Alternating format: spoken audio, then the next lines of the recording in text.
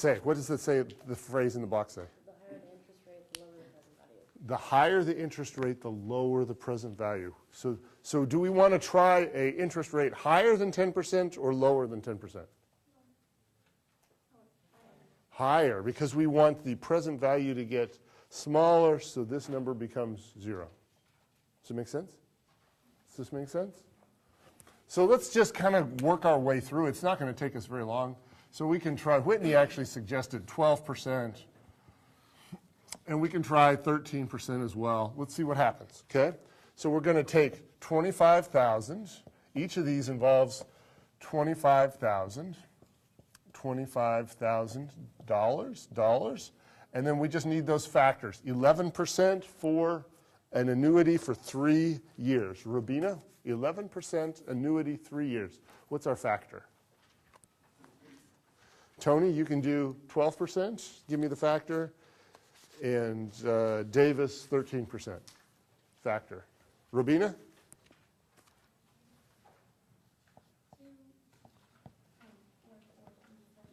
4, 4 what? 3, 7. Okay. Jennifer McCarty, if you'd work on the math for that. Tony, 12%? 2.4018.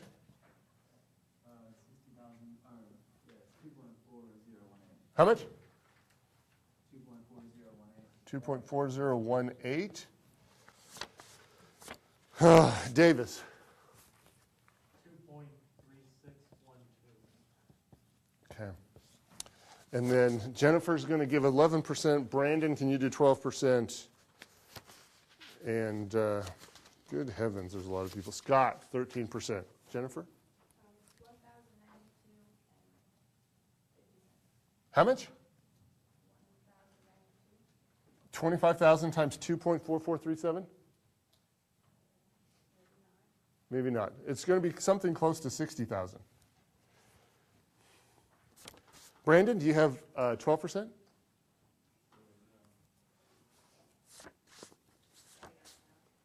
Jennifer? 61,092. And how many cents? 50. Okay. I wondered if that is what happened. Okay. Brandon?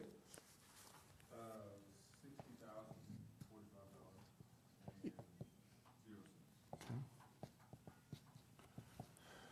And Scott? 59,000.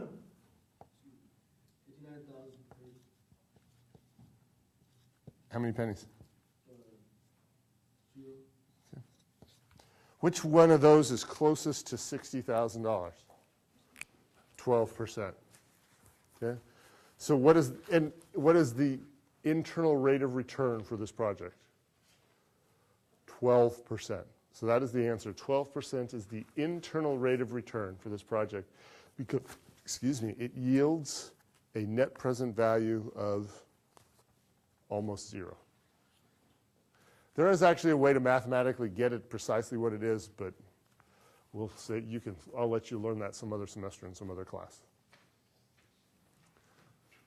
Holden is very happy about that.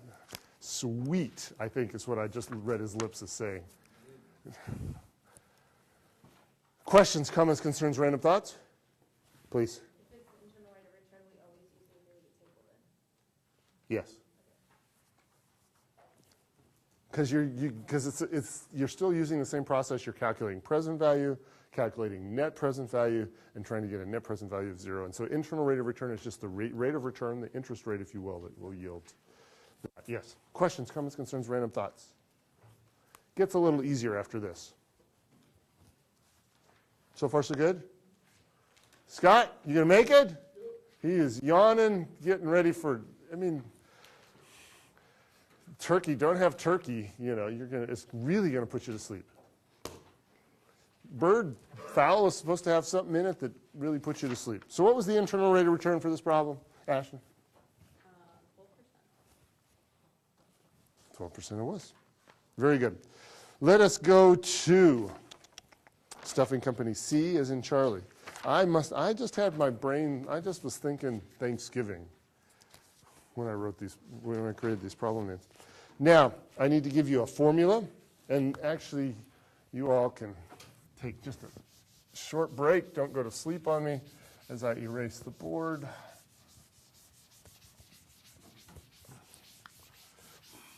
What's the problem asking us about? What are we going to be calculating here, Ashton? It's probably in bold letters, bold. The payback period, okay? So the payback period is conceptually how long it takes to get your money back. I mean, in some sense, it's kind of a break-even-ish sort of a concept. You know, so the payback period is how long does it take for us to get our money back? Did you write anything down, Scott? No, sir. Okay, just checking. Nick? What'd you write down? What was it I said? Oh, I'm sorry. Well, you said, how long does it take to get your money back? Yeah, how long does it take to get your money back? Very good, very good. Now write that down. How long does it take to get your money back? Nick, you can write that down too. Because Robina's smile revealed that you did not actually write anything down.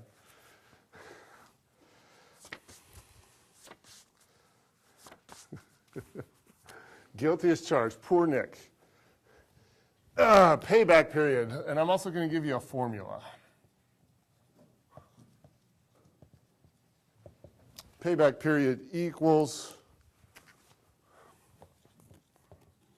original investment divided by periodic cash flow. Okay? Payback period equals the original investment divided by periodic cash flow. Okay? Although we won't need this formula to do all of these, but let's kind of do year one. Year one actually not year one, excuse me. We need to do investment A.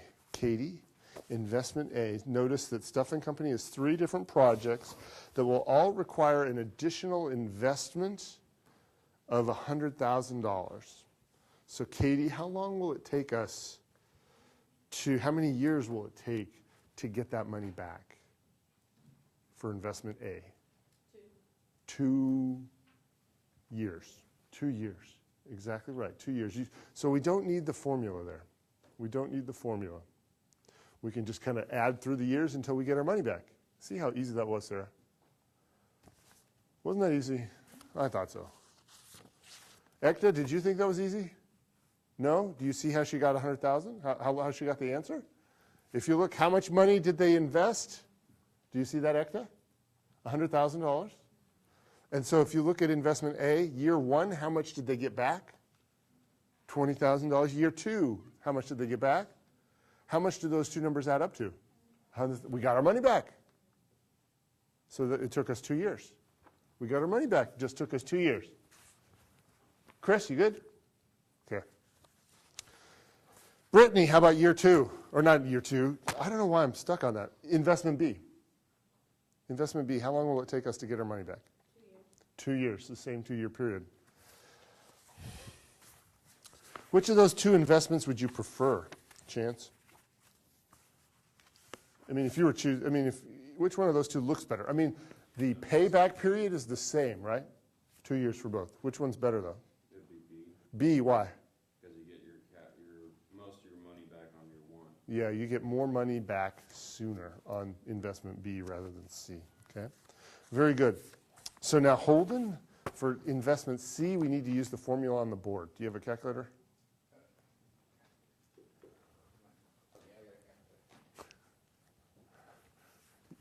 Thank you, Ash. So investment of